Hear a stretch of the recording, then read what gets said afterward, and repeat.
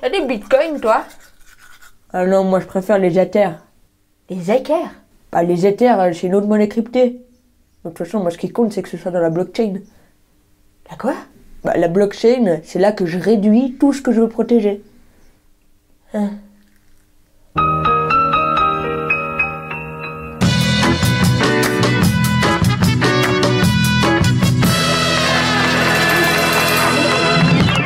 Alors voilà, j'ai potassé et je crois que je sais ce que c'est la blockchain.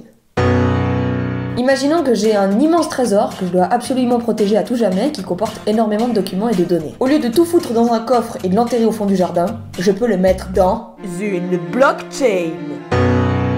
C'est un fichier informatique, genre un gros registre, un gros livre dans lequel je peux mettre des données. Mais c'est un registre qui sera partagé avec les acteurs de ces mêmes données. Et tous auront un exemplaire de cette blockchain, pas une copie. Ça a la même valeur que l'original. C'est comme si ils avaient tous le stempel original sur leur blockchain, le stempel, ou alors le sceau en cire comme à l'époque. Le stempel. Ce fichier est modifiable seulement si tous les acteurs sont d'accord de modifier les données, ce qui assure une sécurité totale. Quand vous parlez d'acteurs, ça veut dire que vous cherchez des comédiens? Il n'y a pas une blockchain par personne, il y a une blockchain par idée. Par exemple, ces temps, on entend beaucoup parler de crypto-monnaie, genre le bitcoin. Il existe donc une blockchain qui regroupe toutes les données et transactions liées au bitcoin, ce qui représente des milliers de données et une monstre pétée de monde. C'est donc toujours la dernière version, la plus longue, qui est la bonne version.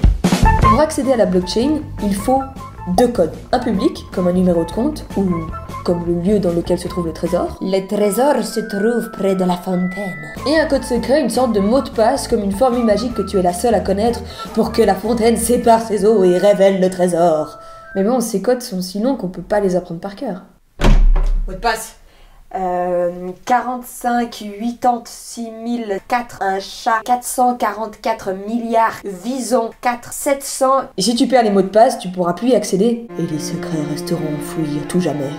Si tu veux ajouter une transaction à ta blockchain, elle doit être validée par un gros calcul qui prend en compte la blockchain en entier et la transaction qu'on passe à ce moment. C'est énorme et ça utilise une cralée d'énergie. Les gens qui s'occupent de ça s'appellent les mineurs et leur ordinateur chauffe tellement qu'ils ont même plus besoin de chauffage. Il reste de la maillot.